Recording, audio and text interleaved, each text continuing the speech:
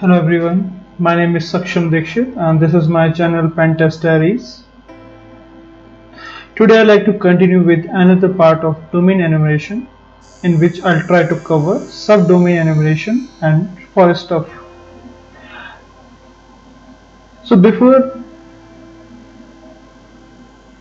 we start, let me introduce myself. I've been working in the security industry since 2010, an information security professional based out at Bangalore, India. Subsequently, I was employed in security role by bank and many other organizations. I use this channel as a mean of organizing everything I have learned and want to learn and as a way to share those things with others. If you'd like to connect me on the LinkedIn, here's the link of my LinkedIn profile and even I paste the blog link so you can visit this blog. So now let's start with today's topic. So last time as we have already explored a lot on the Power View, and at the time we have that local administrator right on a system, and by that way what exactly we'll try to do it in a domain itself. So those things we figure out in the last part. Now in this part if that same domain is connected with a subdomain and even that domain connected with another forest, so how can we enumerate those things? So I'll just try to cover those things in this lecture.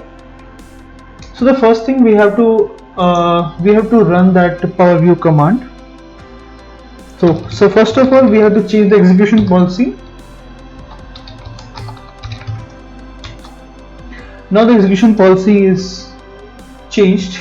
Now as I've already disabled the antivirus, so the another command which I've already discussed with you, you have to fire that command to disable the antivirus. If it's not disabled, if that antivirus is not disabled, you have to disable it first. Then you simply have to fire this command ps Power View. We are using it. So Power View, it's as I already discussed with you that this is a PS based script which we are using it to enumerate a domain. It's a same domain or it's a subdomain or it's a forest. We can use it for all. So we simply have to fire this, and now the first command we have to fire in this. So by this we get the details of our domain itself, of our forest, where exactly our system is present. As we already in window, we are on one of our system present in the domain.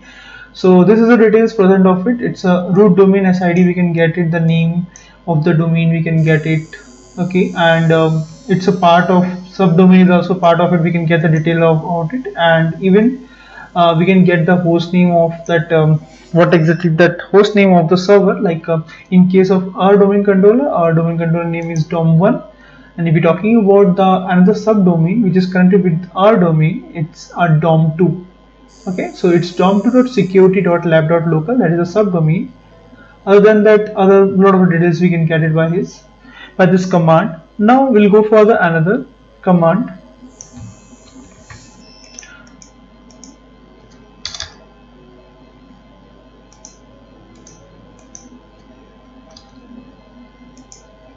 So let's take an example, if I just want to understand in the GPO location itself, what exactly the directory is accessible for me in this domain itself for this user. So by the username we can figure out that. So over here, as my user is not having much permissions, even in the domain controller we are not a part of the domain admin. So at the time we are having everywhere we can get that the file is not found, or it's because it does not exist. Those type of error we are getting it. But if we get that right, take example, if we have that user which is a part of the domain admin, then in that case we can get a lot of details by this way. So right now is this as per this user we are not having much rights. We have only local administrator right on the system, and other than that we are enumerating it. But if that user is a part of the domain admin, then in that case we can get a lot of details about it.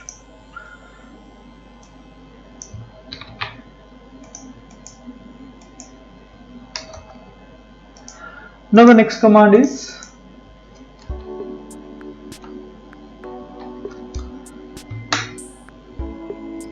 okay. So this is a network organization unit. It's give a complete detail about it.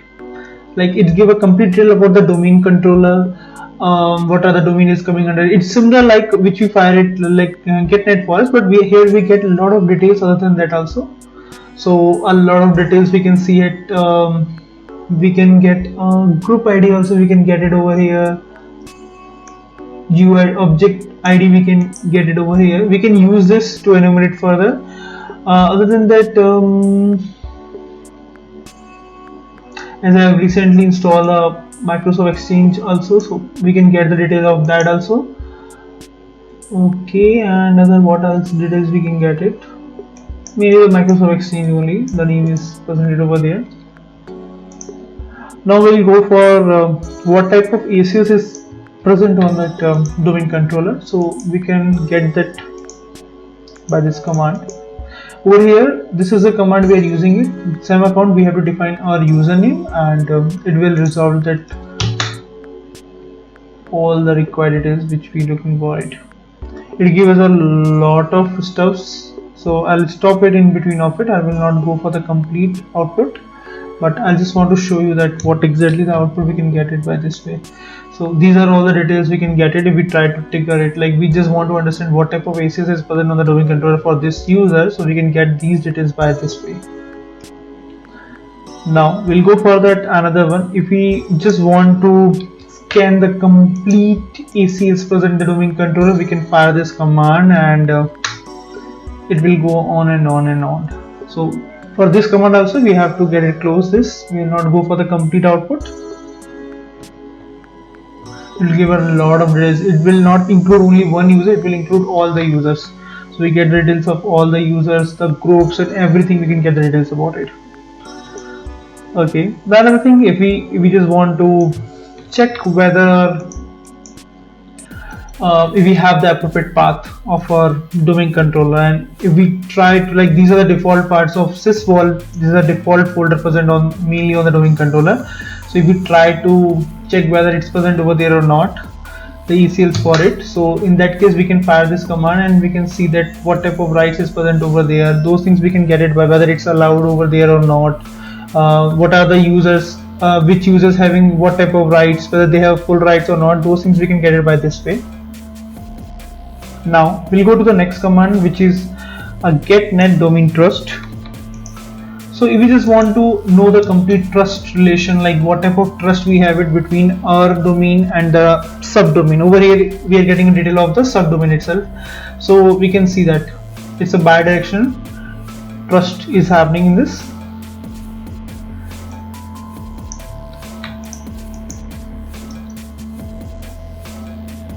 If we like to go for another command, that is a getNet forest domain. Over here we can get the detail about our subdomain. This is a child, this we can we call it as a child domain of our main domain, and the name of the domain, host name, which is a domain controller, what exactly the domain controller, which is a subdomain that we can get it over here.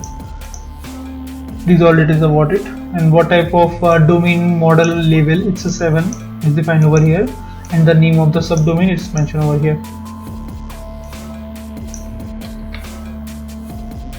Now there is another command you have to go, that is a getNet forest catalog.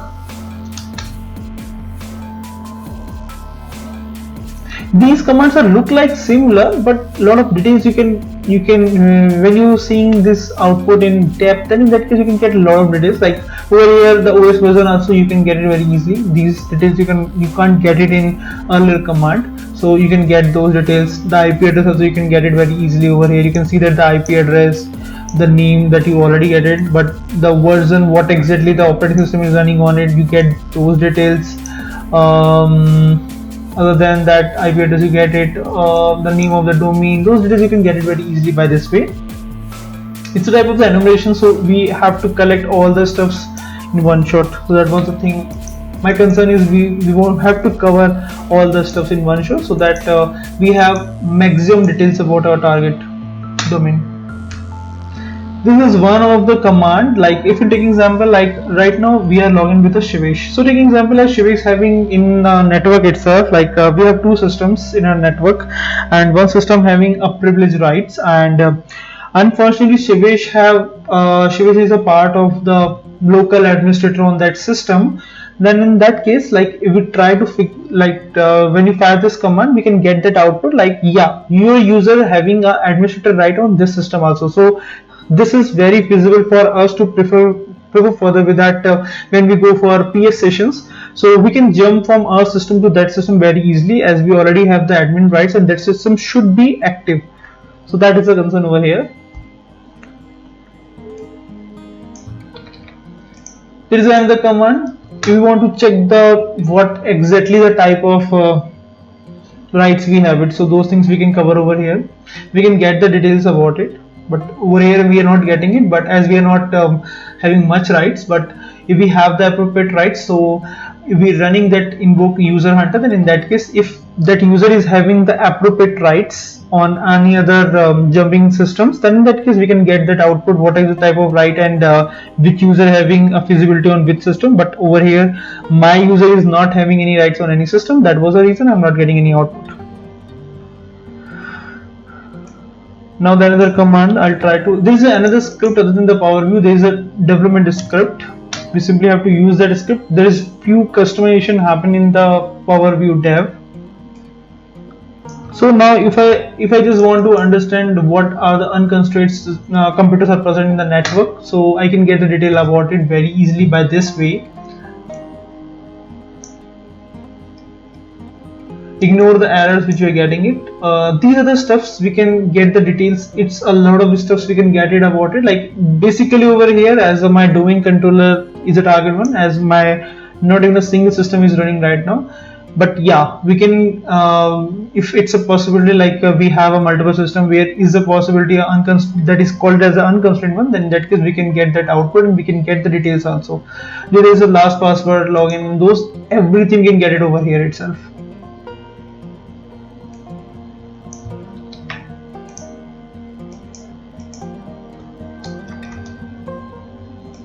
Now the next command is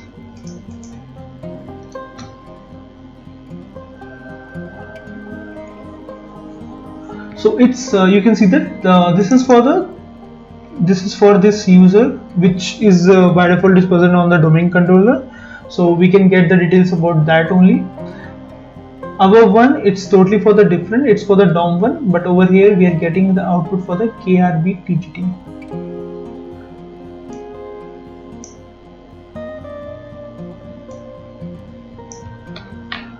Now taking example, if we just want to know like a net forest domain, along with that we like to know the trust also, so we can combine both the commands at the same time and we can fire it. So over here previously we are not getting the output for the cyber.local, that is completely a different forest, and this is a subdomain section also is coming under it. So I can explain you. This is a main domain controller, that is a DOM1. This is a DOM2, which is a targeted name. This is a subdomain which is intact with it. What type of trust direction I can mention? It's bidirectional one. It's Windows Active Directory base and within forest. It's coming under the forest. In the same forest, we have two domains, which we call it as another domain as a subdomain. Now, if we're talking about the another one, the source name is lab.local, which is our domain DOM1, and the another domain is a cyber.local, which is coming under another forest. The trust type is Windows Active Directory, but the trust attribute is a forest transitive. You can see that. So it's not the same, it's different. It's not bad, it's not similar, it's different over here. Okay, it's not coming under the same forest, it's a different forest. That's why it's just mentioned as a forest transitive. And a bidirectional, it's a similar like which we are getting in case of subdomain. It's similar like in case of another forest domain also.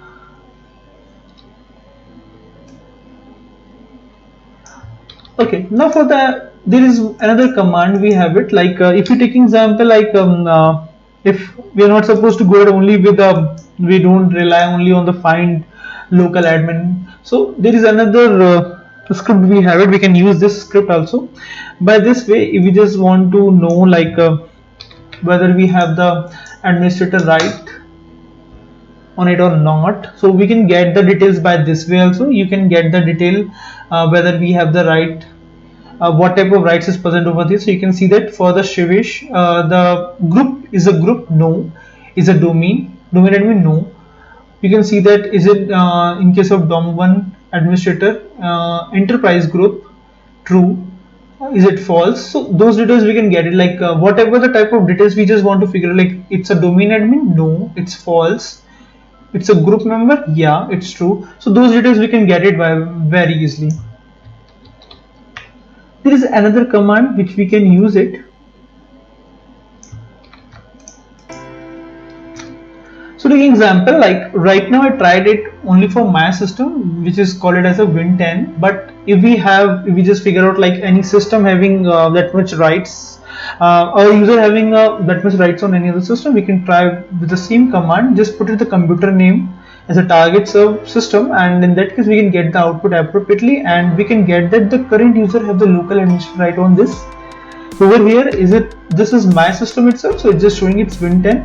But if we have any administrator right on any other system, if we aware about it by enumeration, then in that case we can use that as a target and we can get the details appropriately by this way.